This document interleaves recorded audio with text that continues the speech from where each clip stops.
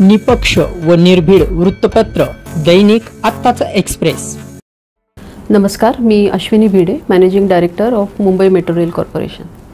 काल 26 मेला सकाळी 9:30 ते 10:30च्या दरम्यान मुंबईमध्ये जो अतिवृष्टी झाली आणि एका तासामध्ये जवळजवळ 90 मिलीमीटरचा पाऊस पडला, त्याच्यामुळे मुंबई मेट्रो लाईन 3 या भूमिगत मेट्रोच्या आचार्य यात्रे चौक या स्थानकामध्ये पाणी शिरलं। त्याची दृश्य प्रसारमाध्यमांनी प्रसारित केली। ती पाहिल्यामुळे लोकांच्या मनात थोडीशी भीती आणि शंका निर्माण झाली असू शकते। त्यामुळे त्या संदर्भातील वस्तुस्थिती सांगण्यासाठी मी आपल्यासमोर आहे। मुंबई मेट्रो लाईन 3 या भूमिगत मेट्रोचा 22 किलोमीटरची लाईन आपण कमिशन केलेली आहे। त्याच्यामध्ये 16 स्थानकं आहेत आणि गेले काही दिवस दररोज 45 ते 50 हजार लोक या लाईनवरून प्रवास करतात। त्यापैकी सर्वात शेवटचं दक्षिणेकडचं जे आचार्य यात्रे चौक स्थानक आहे ते कमिशन करत असताना त्याच्या एकूण 6 एंट्री एक्झिट्सपैकी आपण 2 एंट्री एक्झिट्सचा कमिशन झालेले आहेत। उरलेल्या 3 एंट्री एक्झिटचं काम अजूनही तिथे चालू आहे आणि ते काम पूर्ण होण्यासाठी 2 ते 3 महिन्यांचा कालावधी लागणार आहे। त्यापैकी एका एंट्री एक्झिटसाठीचं जे अंडर कन्स्ट्रक्शन एंट्री एक्झिट होती त्याचं पिट होतं, त्याच्या भोवतीची जी स्टॉर्म वॉटर ड्रेन यंत्रणा आहे ती अतिवृष्टीमुळं आणि त्याच्या मागोमाग झालेल्या हायटाईडमुळं ही ओव्हरवेल्म झाली आणि त्या पूर्णपणे भरून गेल्यामुळं त्याच्यातून पाण्याचा विसर्ग जो समुद्रात व्हायला पाहिजे तो न होता तो मेट्रो स्थानकाचं जे अंडर कन्स्ट्रक्शन पिट होतं त्याच्यामध्ये हे पाणी आलं आणि जवळजवळ एका तासाभरामध्ये 11 लाख लिटर पाणी त्या लहानशा पिटमध्ये जमा झालं आणि त्यामुळं त्याला जाण्यासाठी जागा नसल्यामुळे हे सगळं पाणी स्थानकामध्ये आतमध्ये शिरलं।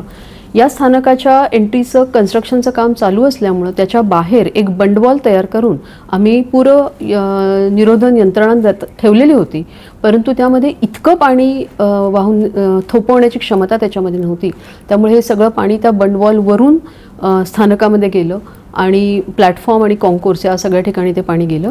हे झाल्याबरोबर तात्काळ तिथल्या आपत्कालीन यंत्रणा जी होती ती कामाला लागली। स्थानकामध्ये असलेल्या काही लोकांना बाहेर काढण्यात आलं। इतर जे काही SOPs होत्या अशा परिस्थितीमध्ये करायच्या त्याचंही पालन काटेकोरपणे केलं गेलं। स्थानकाचं ऑपरेशन तात्काळ थांबवण्यात आलं आणि मेट्रो मार्ग हा त्याच्या आधीच्या स्थानकापर्यंत म्हणजे JVLR पासून RAJVLR पासून ते वरळीपर्यंत फक्त चालू ठेवण्यात आला। तथापि या मेट्रोला त्याचं रिव्हर्स करण्याची जी फॅसिलिटी आहे ती आचार्य यात्रे चौक स्थानकाच्या पलीकडे आहे।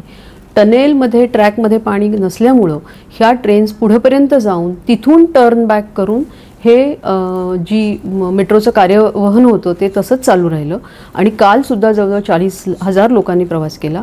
ही एक कधीतरी घडणारी अशा प्रकारची घटना होती आणि अतिवृष्टीमुळं आणि कमी कालावधीमध्ये झालेल्या खूप जास्त संततधार पावसामुळं आणि मेट्रो स्थानकाच्या एका या एंट्रीचं काम अद्यापही चालू असल्यामुळं त्याच्यामधून हे पाणी आत आलं। तथापि त्याच्याबद्दलची योग्य ती दक्षता त्वरित घेण्यात आली।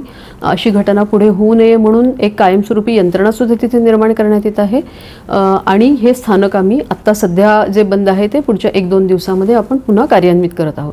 परंतु यामध्ये हे भाग लक्षात घेतला पाहिजे की जी स्थानकं पूर्ण झाली आहे, जे टनेल पूर्ण झाली आहे त्या सगळ्यामध्ये या अतिवृष्टीमुळे कोणत्याही प्रकारे पाणी गेलं नाही, किंबहुना कालसुद्धा आणि आजही लोकांनी त्याच्यामधून अतिशय सुरक्षितपणे प्रवास केलेला आहे। त्याच्यामुळे याच्यामध्ये दिसणारी दृश्य ही थोडीशी शंका निर्माण करणारी जरी असली तरी लोकांनी त्याच्यामध्ये कुठल्याही प्रकारची भीती किंवा गैरसमज बाळगू नये हे या निमित्ताने मला सांगायचं आहे। काही वेळेला असाही प्रश्न निर्माण केला जातो की जर ह्या 2-3 एंट्री एक्झिटची कामं अद्याप अपुरी असताना सुद्धा हे स्थानक आपण प्रवाशांसाठी खुलं का केलं?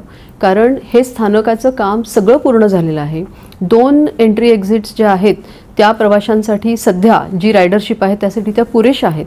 त्यामुळे ह्या लक्षात घेऊन वरळी किंवा आचार्य यात्रे चौकापर्यंतच्या सुद्धा ह्याची कनेक्टिव्हिटी व्हावी या चांगल्याच उद्देशाने या स्टेशन आपण कार्यान्वित केलेलं होतं आणि आत्तापर्यंत त्या स्टेशनवर अत्यंत योग्य रीतीने कामसुद्धा चालू आहे।